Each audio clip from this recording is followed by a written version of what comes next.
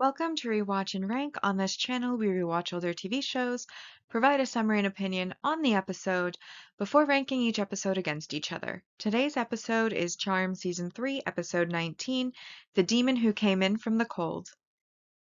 The episode in a nutshell just summarizes what happens within this episode.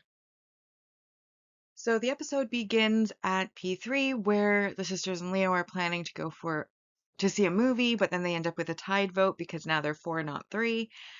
And Cole then comes back, and as he established in the last episode, he hasn't been seen in a while. So the sisters end up going to the movie with Leo, and Phoebe goes with Cole to walk outside. Cole says that he's started to become tired of always having to run and asks Phoebe if there is a way within the Book of Shadows to strip his demonic powers, leaving him fully human and therefore fully good. And she, of course, is thrilled by this, as that will mean that he's no longer in danger and they'll be able to be together. However, as they are walking, they hear a crazy street prophet yelling before being killed by a demon. Phoebe goes to chase the demon and ends up killing the demon. However, then Cole reveals that the demon was his brother. And when they get home and the sisters get home, Cole reveals that some of the prophets of the world are real and magical, others are not, but because they often look dirty, homeless, crazy, they aren't actually believed when it matters. And he also reveals that he was part of the Brotherhood of Demons, which is an elite group of demons chosen directly by the Source who take a blood oath of loyalty to each other in order to enact the Source's plans. And he volunteers to go undercover with the Brotherhood in order to basically figure out what they're up to, as he has that in having been part of the Brotherhood. Phoebe, of course, is very much against this and wants to just strip his powers, leave it to them. But because it is a deep plan that they weren't aware of earlier, eventually she does agree, or rather Cole convinces her to let him go in. He goes undercover with the Brotherhood. They understandably do not trust him, and so they set up loyalty tests.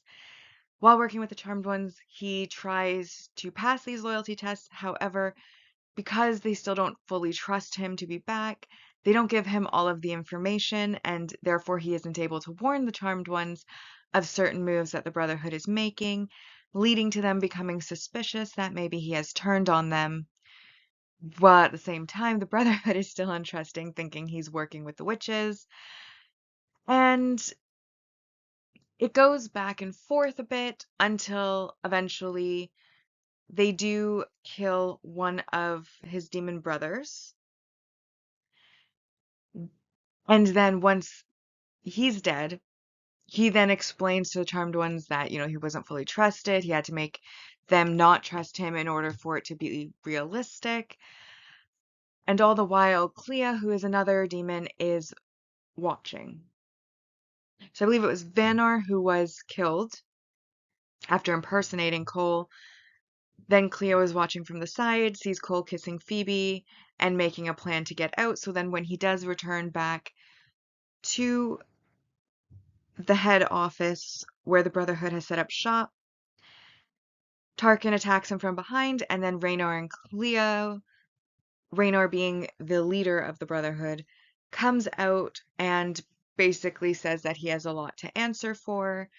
Meanwhile, Phoebe, who has her graduation party, where Cole promised to meet her after after he made his exit from the Brotherhood, he promised to meet her at her graduation party, and he doesn't show up. So that is where we leave this episode. It's now time to rank the episode, and as always, we will rank on our 2 ranking lists. The first ranking list is, of course, the mostly objective ranking list, which uses set values and is absent emotion, but bias and judgment can still apply. And then the personal ranking list, second, which uses my emotional response, entertainment value, and opinion of the episode to grant it its score. So we come to our mostly objective rank values, and I didn't think that there were any negatives that applied to this episode, but I have highlighted the positives that I did think applied to the episode. To start with, we have our single episode supporting character introductions, and this is Vornak and Clea, who are both members of the group of demons that Cole infiltrates in the episode. We then also have our multi-episode supporting character introductions, and this is Tarkin, who seems to be the nicest and most willing to trust Cole out of the entire group, and then Raynor, who is the leader of the group, who is in charge of all of them and the plans, and they are worth 2 points each, with Vornak and Clea being worth 1 point each, bringing us to 6 points total. Then we have our multi-season main character development, which is in 2 places. The first one is that Cole goes undercover with this brotherhood that he was once a part of, which puts him into a lot of danger and also helps to develop him as a character and give some insight into his backstory and his past as a demon. And then the other piece is Phoebe, who has graduated and they are hosting her graduation party. So her school-going saga has come to an end with this episode, and that's also worth 4 points. And then we had a few different pieces of world building as well. I do want to honorably mention first, though, falling under character development is Cole made the suggestion of having his powers stripped from him in order to become no longer a demon but fully human and therefore fully good. However, I don't count it as points because it's just a suggestion. It doesn't actually happen. And I just want to mention that it was suggested. Now, as for the world building, we have that some of the prophets in the world, not all, but some of the prophets in the world who prophetize on street corners are actually magical and they do actually foresee future events. And this is something that is rarely listened to because they often appear dirty or crazy or homeless. But Cole says that the reason that they are targeting these people is because they are targeting the true prophets, the ones that actually have foreseen what the Brotherhood has tried to do. Bringing us to our next piece, which of course is that the Brotherhood of Demons, or Brotherhood of the Thorn, which was created by the source of all evil himself in order to have them do his bidding, whatever that may be, killing certain people, getting a foothold in the mortal world, whatever he wants. These are elite demons he's chosen himself to take over, and it is a brotherhood because they swear a blood oath to each other to be loyal and loyal to the source. However, because of this blood oath, it is also revealed that the Balthazar vanquishing potion will work on all of them, not just Balthazar, because they all share blood through this blood oath.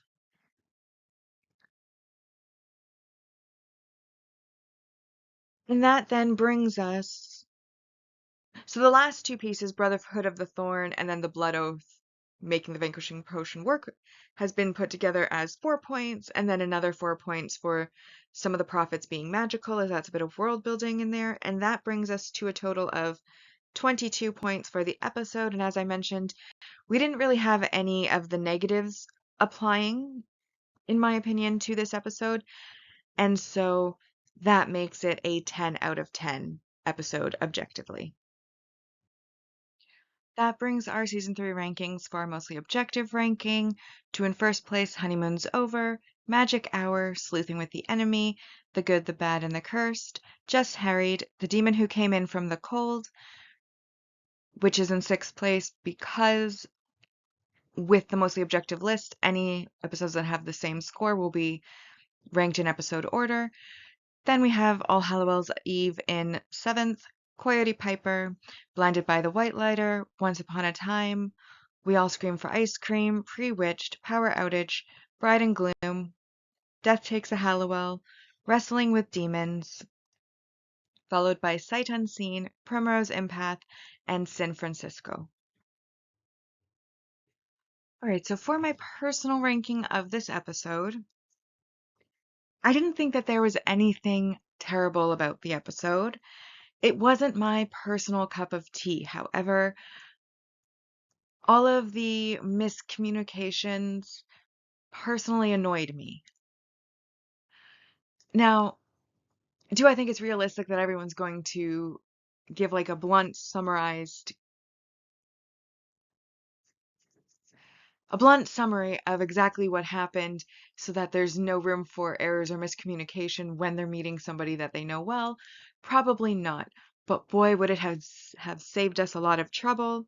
Like, for example, the sisters are sending Cole into a brotherhood that he was once a part of, knowing that he's not going to be trusted because he killed the triad and has been on the run for so long that he isn't aware of what their plans are at this point, but he's going to go in and try to find out. They know because he's told Phoebe that they aren't trusting him and that they are putting him through loyalty tests. So why then would they assume that he knows every part of the plan, including whether or not the person that they're trying to assassinate is going to be replaced or not? Because what ends up actually happening is when they manage to save the innocent the first time, he is replaced with Vanner, who's able to change his shape, which Cole didn't know that part of the plan because they did not tell him that part of the plan because they did not trust him. And yet this leads then to the sisters not trusting him as much as they did before, because why wouldn't he tell us that part of the plan? And it's the fact that they assume he would have known that part of the plan. And Phoebe, to be fair, does say, like, maybe he didn't know. He would have told us if he knew. But, Prue and Piper are fairly certain that, he just didn't tell them. But I don't understand why they think that, because honestly, of the side between good and evil, I would feel like good is more trusting than evil. So if they're having trouble trusting him, how do they think the evil side feels, to be honest? Then, of course, there's like Cole inside having to try to adapt his plans to suit the situation that he's in. Meanwhile, the sisters don't know what those changes are. So when he changes his plans, they then feel betrayed or they feel like they're lacking information. They don't know if they can trust him. Likewise, if they change their plans or come up with new information or choose not to listen to him, then of course he's unaware of what they're planning. So he's having to try to react and adapt on the spot, and he doesn't really manage to do that. And it just feels like a lot of it is illogical because I feel like if you applied proper logic, you would probably assume he doesn't know everything. They're not going to tell him everything at once. They're going to test his loyalty. That's what they do, and that's the logical outcome. Yet for some reason, Prue and Piper have like trouble grasping this. And same thing on the other side. When he acts differently for Phoebe, it's like, did it not occur to her at any point that maybe he was talking in code? Maybe he was being followed, maybe being watched? That there was a reason he was behaving in that manner? But she just says he was mean and scary. and and while she doesn't think that he's betrayed him, now she thinks that he's in trouble. And it's like, honestly, it was just too many counter plans, too many adaptations to the current plans, and then people not picking up on the subtle hints that they're trying to throw that something's off, something's wrong, or picking up on those hints but attributing it to something different than what it actually is attributed to. And in the end, what happens? Cole gets caught before he can go to Phoebe's graduation party and was left unconscious at the end of the episode as they had figured out that he had betrayed them because nobody really had a strong plan going in, and they really should have come in like with safety words even. Like, how hard would it have been to, if something happens, if you're in a tight spot, if you can't give us information because you're being followed, here's a word to say, or here's a phrase to work into the conversation to let us know that so that we can then adapt accordingly. Like that would just be the basic of infiltration is whoever you're infiltrating for to have some sort of way to, if you can't be open in communication, secretly let them know what's going on. And they didn't even have that. They didn't have like the basics down. They just sent him in, flying by the seat of his pants, and it showed, and there were consequences to that, and it just to me was a bit annoying. At the same time, it was interesting and intriguing, and the political type of plots and counterplots, that is interesting to watch. It's just also annoying and not what I personally watch this show for, as this show is usually more straightforward with a here's a bad guy, we kill them. This whole political back and forth, not my preference. So because of that, I couldn't rank it highly because I just didn't enjoy it as much as I do many of the other episodes. But at the same time, there really wasn't that much wrong with it, other than that it annoyed me a bit. And so I also couldn't justify giving it too low of a score, which is why I decided to just give it a 5 out of 10 and keep it at average. Which brings our personal rankings now to, in first place, San Francisco. Second, Just Harried. Once Upon a Time, We All Scream for Ice Cream, All Hallowell's Eve, Death Takes a Hallowell, Pre-Witched, Bride and Gloom, Magic Hour, Blinded by the White Lighter, The Honeymoon's Over, Sleuthing with the Enemy, Primrose Empath, Sight Unseen, Power Outage. This episode came in 16th with The Demon Who Came in from the Cold, followed by The Good, the Bad, and the Cursed, Wrestling with Demons, and then in last place is Coyote Piper. Bringing us to our series rankings so far, and on the mostly objective ranking, Season 2 is currently in first place with 75%, Season 1 in second with 73.18%, and Season 3 so far has earned 146 points out of a possible 220. Then on our personal ranking side, we have Season 1 currently in first place with 71.50%, Season 2 in second with 56.82%, and then Season 3 so far has earned a total of 148 out of a possible 220. With that, we've now rewatched and ranked Charmed Season 3, Episode 19, The Demon Who Came in from the Cold.